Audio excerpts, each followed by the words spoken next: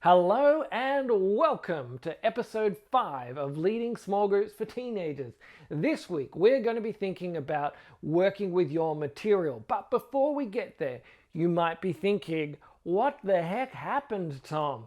You were doing these every week and then you disappeared for a year and a half. Well, I'll tell you what happened.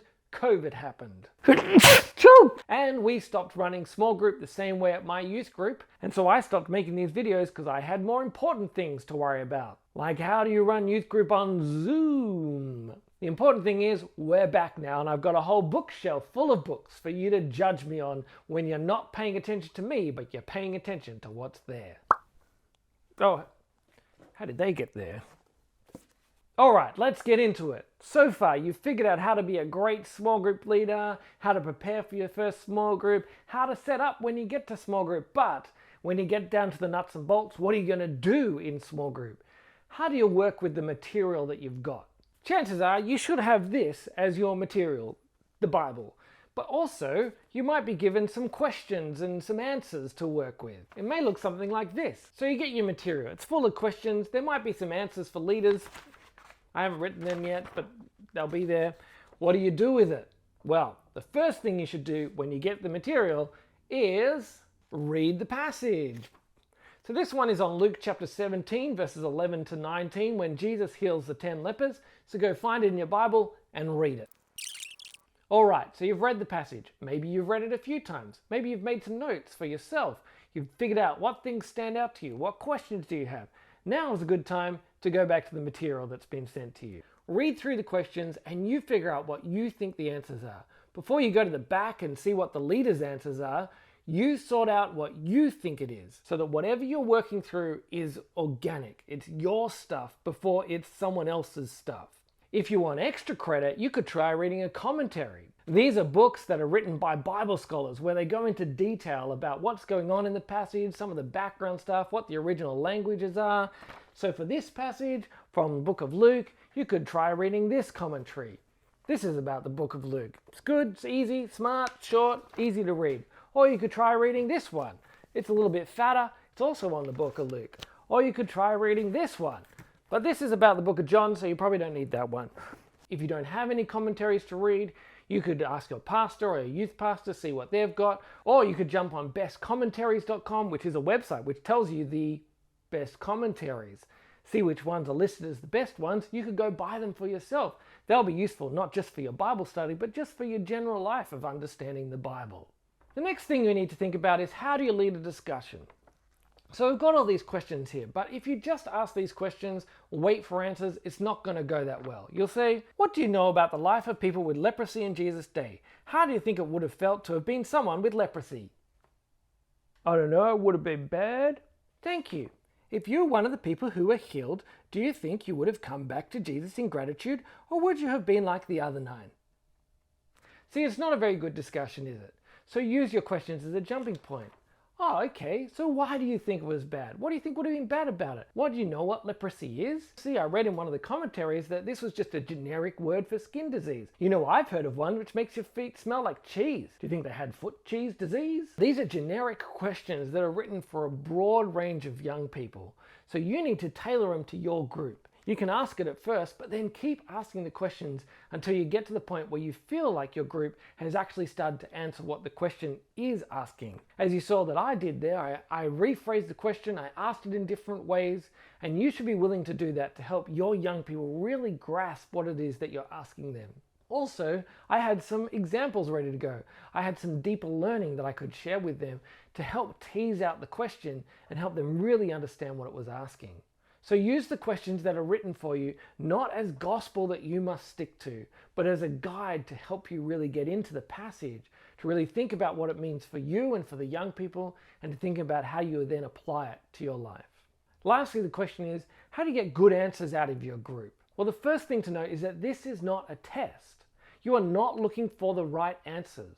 You are asking these questions to help the young people to engage with the passage, to think about what it really means, and then to think about how they are going to live it out in their life. So stop trying to find the right answers and discover what are the true answers. There are some questions that will have right answers. For instance, some Bible study material will have comprehension questions which does have a right answer. If they will say, in John 3:16, what did God so love?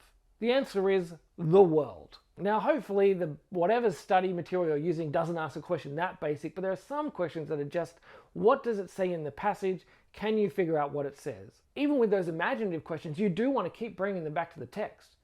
If someone's answer is, well, I guess Jesus would have dialed someone on one of those war phones with a cord because I didn't have the internet back then, you might say, okay, let's go back to the text. Do you see Jesus using a phone in the text? There are other questions which will have a right answer, like asking young people about their experience.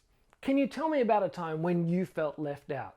They will be able to say, yes, I can. It was this. Or, no, I can't. I have never been left out. They have right answers because they are about the experience of the young people and they can tell you these true stories about their life.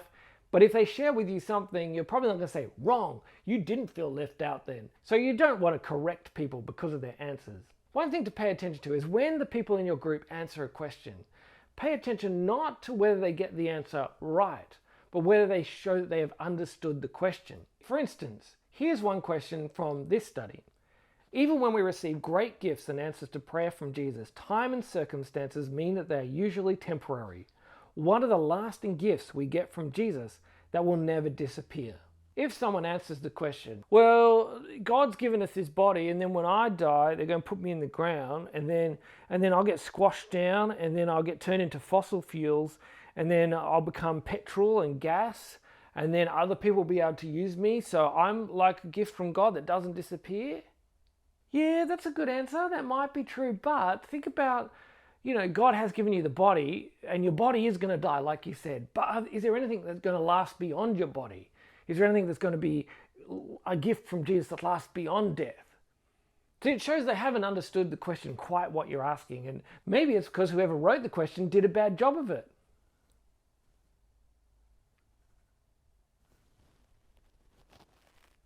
So pay attention to people's answers because they will help you know if people have actually understood the question.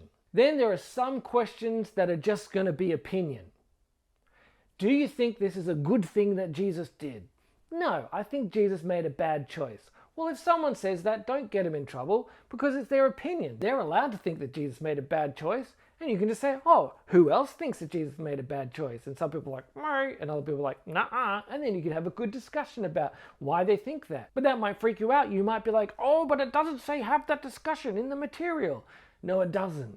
But remember, the material is a jumping off point. Use it to help you to dig into the passage, help the young people to know how to respond. Finally, there are going to be some questions that are about how to respond. What are you going to do in response to this? And the most simple answer is always, well, I'm going to pray more. I'm going to tell people about Jesus. I'm going to read my Bible. They're great answers. All good answers if they're actually going to do them. If they're not just pat answers. In this study, the question is, what do you think it would look like for us to live a life of gratitude to Jesus for what he has given us? So an answer might be, well, every morning I'm going to pray and thank God that I'm alive. Great answer. How are you going to do it? I'll just remember to do it. Will you though? Or are you going to be a bit sleepy? Could you write something down? Could you put it on your mirror? Could you put a reminder on your phone? Yeah, I'll put a reminder on my phone. All right, why don't you pull out your phone and put a reminder on your phone right now? Okay, I'll do that. Does anyone else want to pull out their phone and put a reminder on their phone? So we've got a good answer. I'm going to pray and thank God. And then we've got a concrete way of putting it into practice. I'm going to have a reminder on my phone. As you ask the questions about applying the passage, make sure you've got concrete answers. And then you might even want to write these answers down so you can discuss it next week. How did you go thanking God for your life when you woke up? Did you respond to the reminder that you had? Who tried something different? How did you go? In all these things, remember that what you have written here is not the Bible.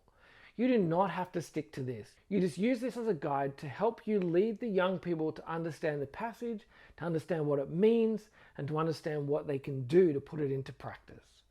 What's really important is that they understand the Bible. They understand who Jesus is and what he is calling them to do in response to his word. So there you go. That's working with your material. Next week, we're going to be thinking through how do you work with some of your students who might be a little bit difficult. Well, that's it for this episode. I've been making these videos for the leaders of the Inner North Youth Group here in Melbourne. But if they're useful for you and your team, that's fantastic. If you want to know more about me or my books or to hear me preach or all sorts of other things, you can find that at tomfrench.com.au. The link is in the description. If you want to support the ministry of the Inner North Youth Group, that link is in the description too. It's been fun. See you later.